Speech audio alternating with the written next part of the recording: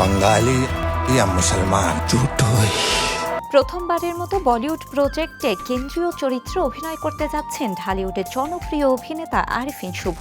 বলিউডে বাংলাদেশের কোনো অভিনেতাকে কেন্দ্রীয় চরিত্রে দেখা খুব একটা সাধারণ ঘটনা নয়, সেখানে শুভর বাজিমাত।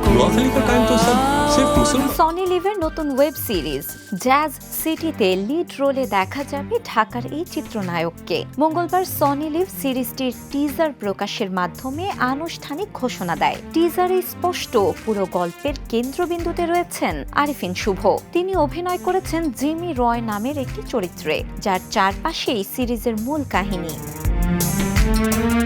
টিজারে আরিফিন শুভকে দেখা গেছে একাধিক ভিন্ন লুকে। কোথাও তিনি ধূসর রঙের স্লিম কাট স্যুটে পরিমিত ও গম্ভীর, আবার কোথাও সাদা ঝকঝকে স্যুট পরে নাচের দৃশ্যে উপস্থিত। তার চুলের স্টাইল ও পোশাকে স্পষ্টভাবে ফুটে উঠেছে 70-এর দশকের আবহ। প্রতিটি দৃশ্যেই যেন সেই সময়ের রুচি ও পরিবেশের ছাপ পাওয়া যায়। সিরিজটি নিয়ে আরিফিন শুভ বলেন, জ্যাজ সিটি একটি বহুমাত্রিক গল্প। এখানে শুধু সংলাপ নয়, গানও গল্প বলার বড় মাধ্যম।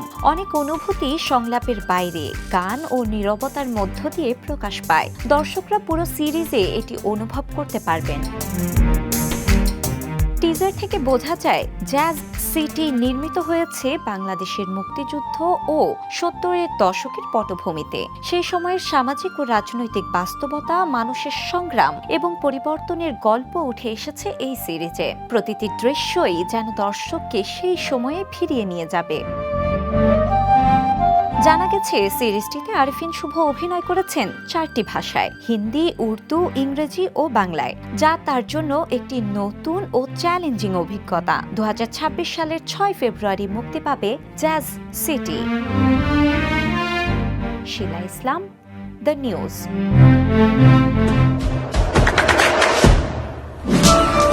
দেশে দেশে সবার সাথে দ্য নিউজ।